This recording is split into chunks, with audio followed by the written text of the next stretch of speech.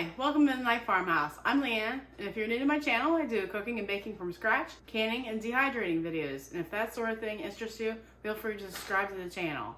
If you find value in this video, hit the thumbs up. It really helps my channel to grow, and I sure do appreciate it. Today, I'm excited to bring you Hawaiian Slider rolls. I was inspired by just going to my grocery store and looking at the price at the name brand Hawaiian rolls and getting sticker shock. They wanted $8 for a dozen. I think we're gonna be able to make 3 times as much for less than the cost it cost me to buy those at the store. So let's get to baking, shall we? You will need 4½ teaspoons of dry active yeast, 3 eggs, 3/4 cup of sugar, a cup of pineapple juice, a 1/2 cup of warm water from 105 to 110 degrees, a 1/2 teaspoon of ground ginger, a teaspoon of vanilla, a stick of butter or 1/2 cup melted, and then we're gonna have 6 to 7 cups of bread flour. All right, the directions say to add your yeast to your water and let it sit for 10 minutes. Since we've let this foam up for 10 minutes, we're gonna put it into our mixer. And since it's getting dark, I'll put the light on. Is that Motel 6? We'll leave the light on for you. All right, we're gonna add that. And we're gonna add our eggs. I always crack them into a separate bowl. Then the pineapple juice. And the sugar. The ginger. And the vanilla. And the melted butter.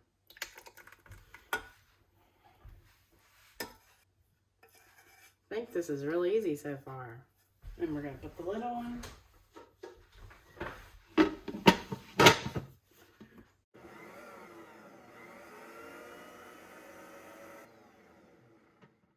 The recipe then calls for you to gradually add the flour.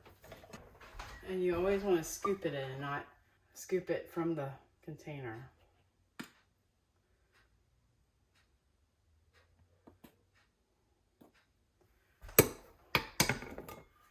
So we're going to put 2 cups in, and we're going to mix the mixer.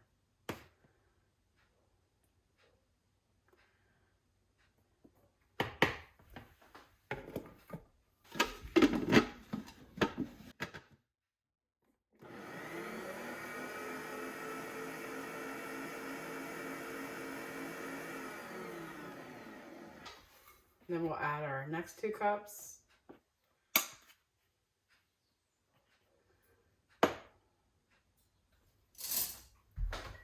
I decided to get a knife.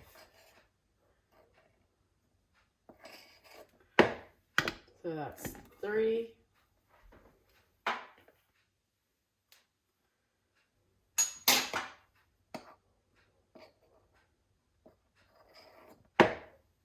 And 4.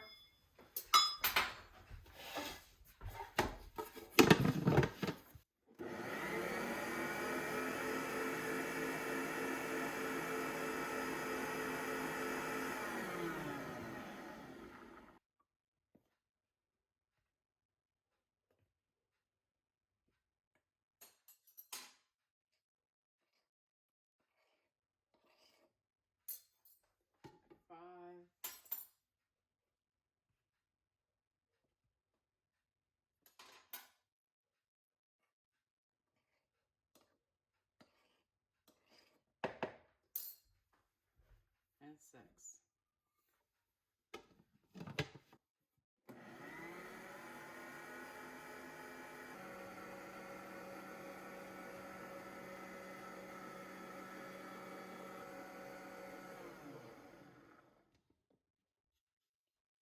You see how wet this dough is and how it's not come together? We're going to add a 1/4 cup of flour after I scrape down the side.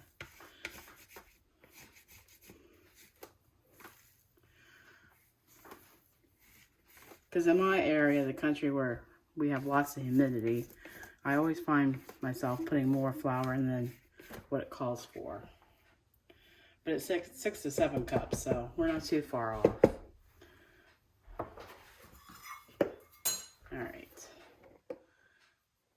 That's about a half a cup.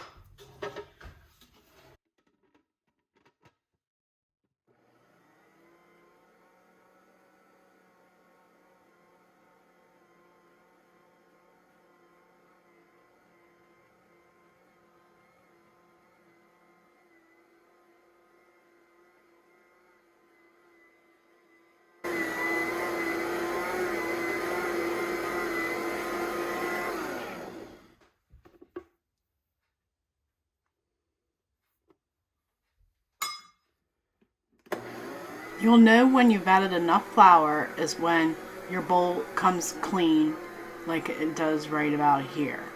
See how it's all pulling itself together? That's when you know you have enough flour in your bowl. See how it's still a little tacky, but I think if you put any more into it, it's going to be a dough ball. So I think we're just going to knead it.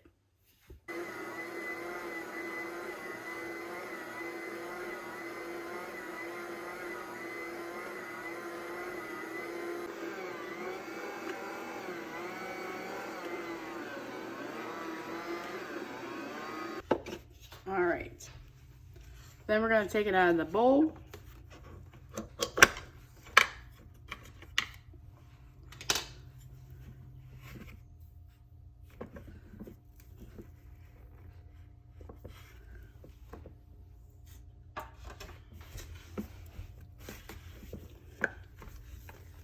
And just tell it who's boss when you grab it.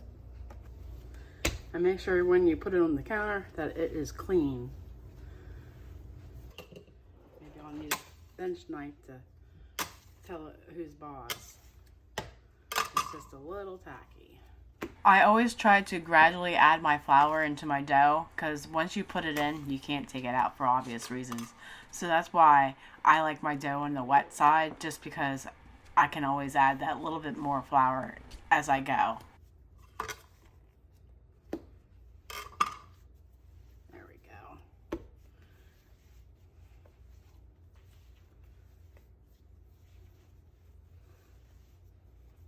And you want it to glide with ease when you're kneading it.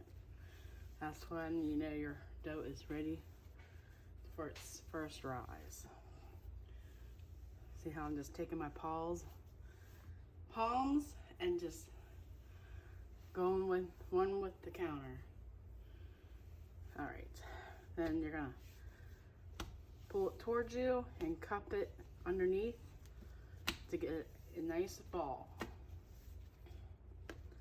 Then we're gonna take our clean bowl and we're gonna oil it. I'm just using olive oil spray. You can even use a butter wrapper if that's what you have. And grease the top so it doesn't dry out. You can put a flour sack towel on it or saran wrap.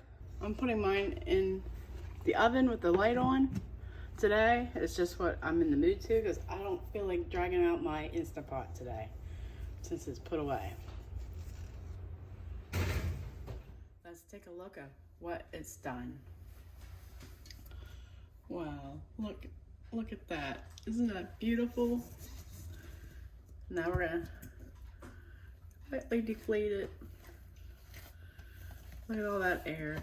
Oh, all right.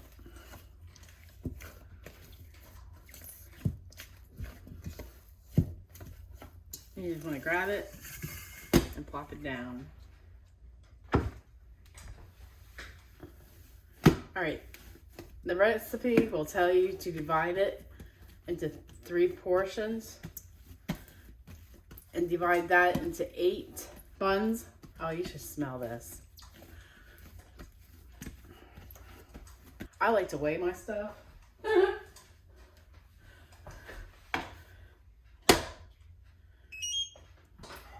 And if you've been around my channel long enough, you know to use a glass pan when you're baking buns. And we're gonna grease that pan. All right, so if we do separate this into thirds,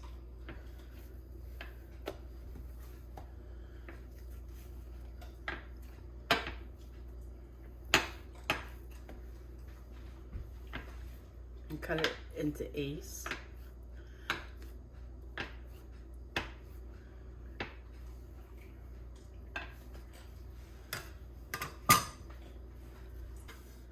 Alright, so let's guess at that one.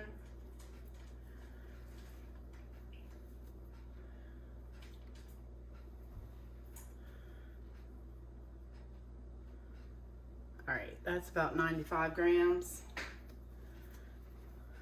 So you just want to tuck it in under itself. Then take this finger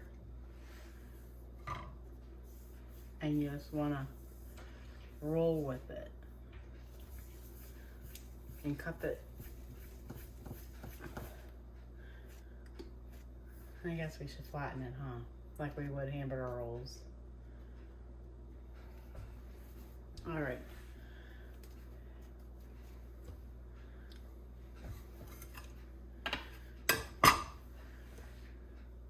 So if you want a smaller dinner roll, you would want to go with 60 to 70 grams. But since I want something to put ham and cheese in, we want to do 95 grams.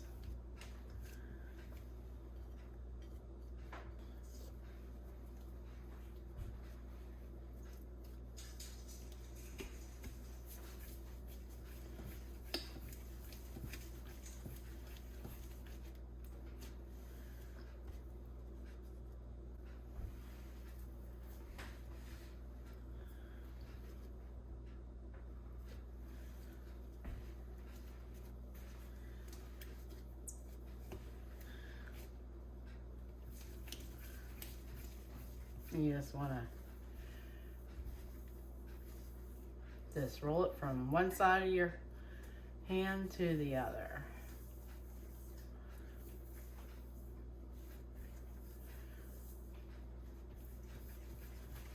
In a cup.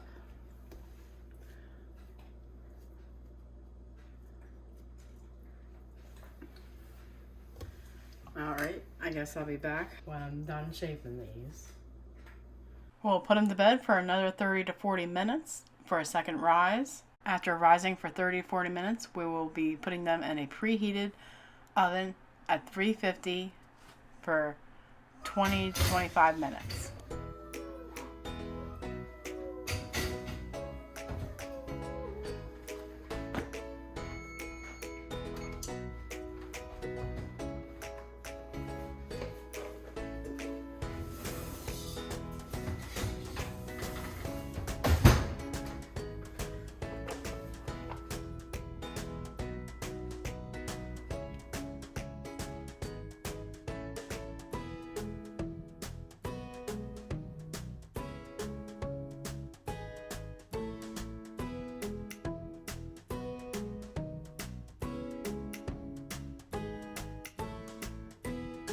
Alright, it is the next day, and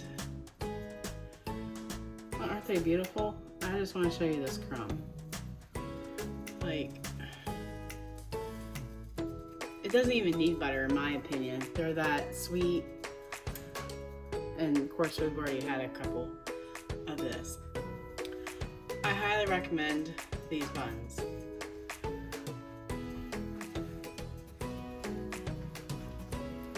Alright, let's give this a try, shall we?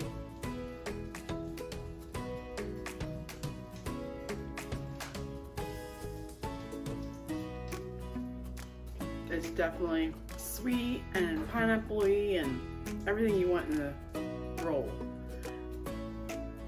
So in the next video that I have on these rolls, I'm going to show you how to make them into ham and cheese sliders. And yeah, they're so good.